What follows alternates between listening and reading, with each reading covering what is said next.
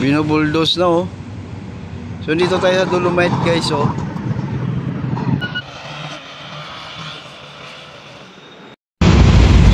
Binubuldos na oh. So dito tayo sa Dolomite guys oh. Dat na natin yung buhangin. Binubuldos na. So kahapon nag-hearing sila. I don't know kung natuloy ang hearing. So kahapon kasi ang schedule ng hearing nito about sa Dolomite, imbestigahan ito pinapa-imbestigahan kasi may nasilip silang anomalya. So I don't know kung anong nangyari Pero ngayon sa ngayong araw nakita natin na binubuldos itong Dolomite. Isang payloader ang nandito at tinitipon niya ang buhangin. Yan.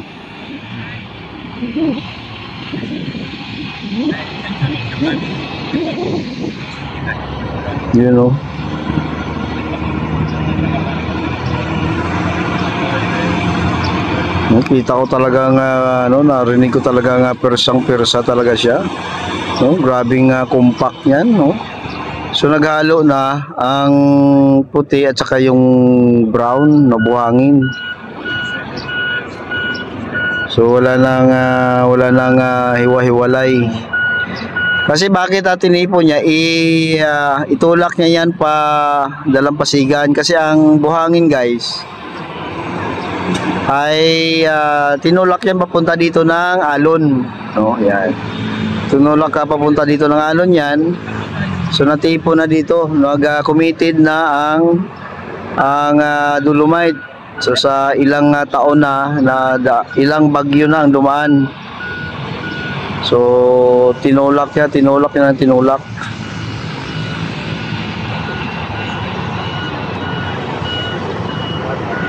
Diba? Ay, may loud shoutout dyan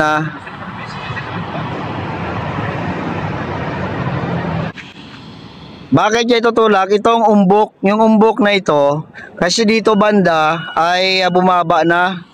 Tapos itong umbok dito, ito yung tinulak na buhangin galing doon sa dalampasigan. Ngayon, ang nangyayari, pag tuwing malakas yung alon, natitipon ang tubig dito, hindi na makalabas. Kasi mababa na ito banda dito. So itong buhangin na ito, itutulak niya papunta doon sa dalampasigan. Yan.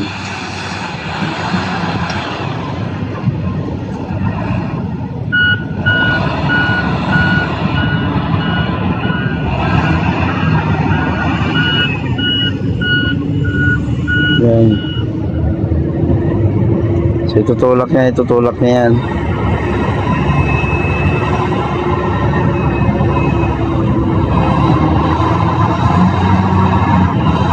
Hirap na hirap siya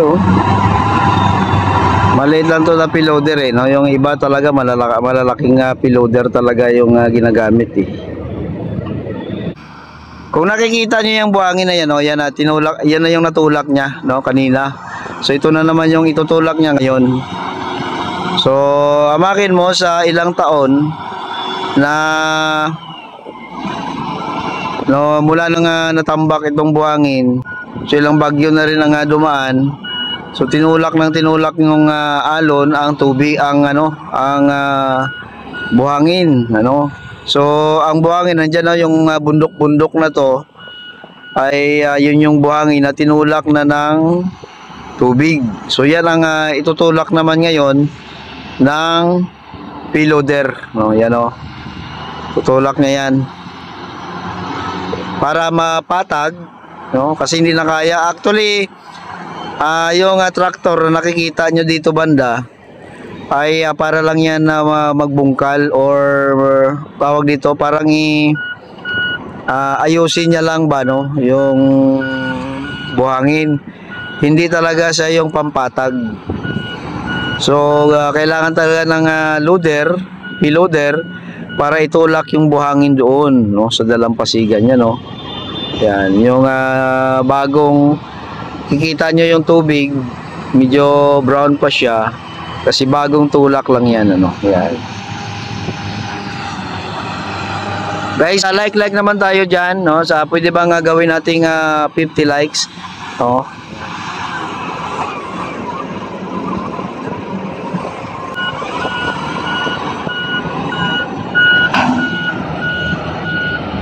So far ang tubig, yan, ganyan ang itsura niya. Malinis na siya, no?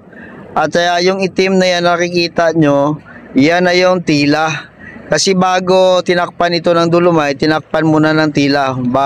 Gray sand, then tila, then dolomite. So yung tila na yan, dyan pa dati yan ang dalampasigan.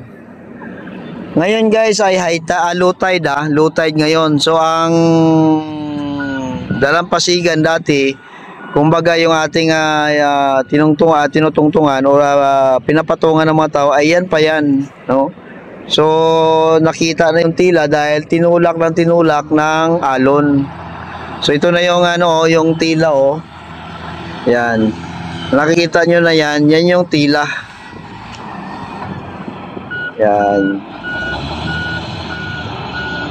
So itutulak yan ng payloader papunta dito, balik ang buhangin.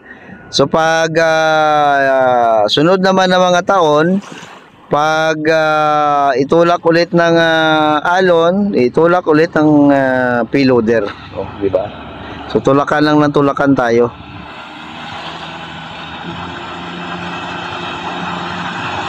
Grabe yung nyo.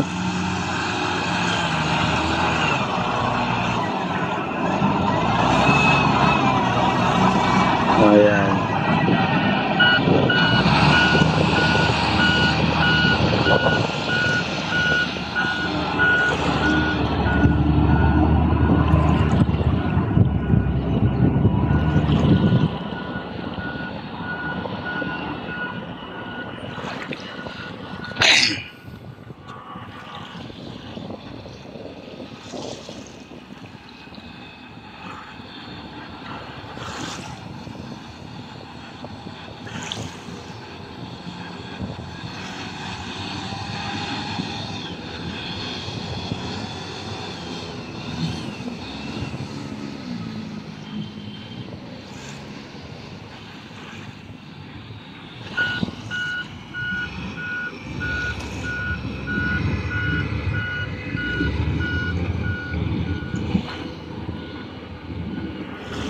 So maya-maya din naman guys.